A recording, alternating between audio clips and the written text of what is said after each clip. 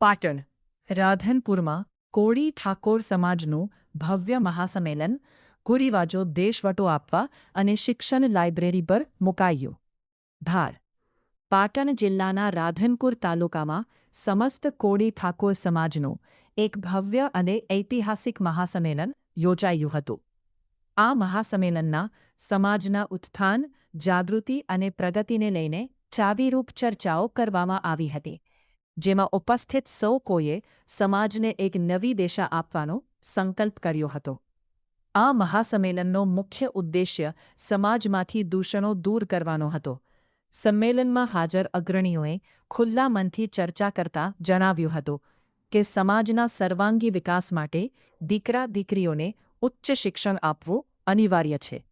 આ સાથે જ સમાજમાં ઘર કરી ગયેલા અનિષ્ટ કુરિવાજોને તાત્કાલિક અસરથી દૂર કરવા હાકલ કરવામાં આવી હતી.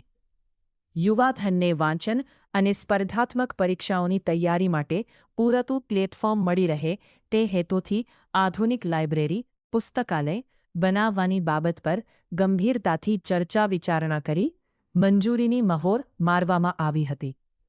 આ ગરિમાપૂર્ણ પ્રસંગે કોળી ઠાકોર સમાજના ઉચ્ચ પદાધિકારીઓ અને સંતો મહંતોએ ખાસ હાજરી આપીને કાર્યક્રમને શોભાવ્યો હતો, જેમાં શ્રી કાનજીભાઈ ગોહિલ, અધ્યક્ષ, કચ્છ પાટણ જીજ્ઞા કોળી ઠાકોર સમાજ, શ્રી રતિલાલ અખિયાણી, પ્રમુખ, રાધનપુર તાલુકા કોળી ઠાકોર સમાજ, શ્રી રઘુભાઈ ભલાણી, પ્રમુખ, ગાંધીનગર કોળી ઠાકોર સમાજ, શ્રી કાનજીભાઈ પગી, ઉપપ્રમુખ, ગાંધીનગર કોળી ઠાકોર સમાજ.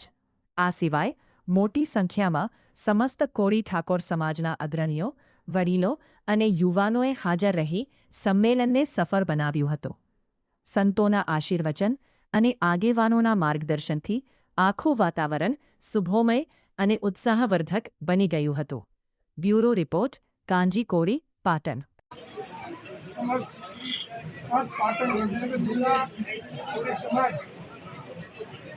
मीटिंग राधनपुर मुकामे समाजना संगठन समाजना शैक्षणिक कार्य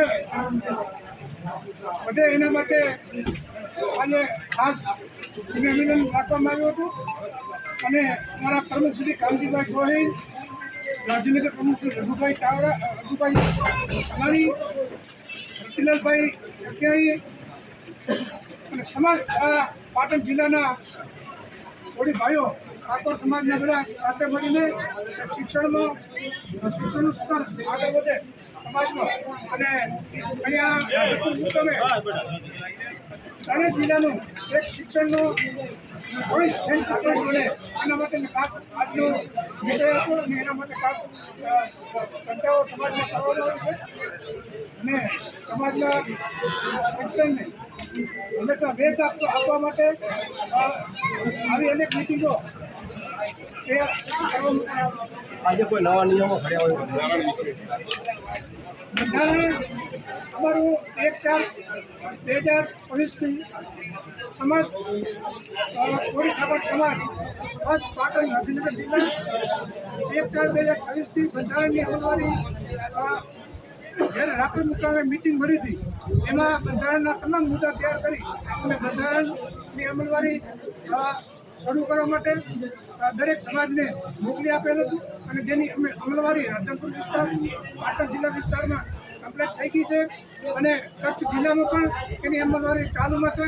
એટલે સમાજને ખોટા ખર્ચા ન કરવા કરતાં પોતાની બચત ભંડોળ કઈ રીતે બચાવી શકે અને બાળકોને શિક્ષણ માટે કેટલું પ્રેરિત કરી શકે, ખર્ચા ઘટાડી અને આ નાના મોટા જે પ્રસંગો છે એમાં જે કાંઈ વધારે પડતા જે કાર્યો કરવાના થતા હતા એમાંથી ચૂકાવી અને બિલકુલ રાખવાની બાબત છે.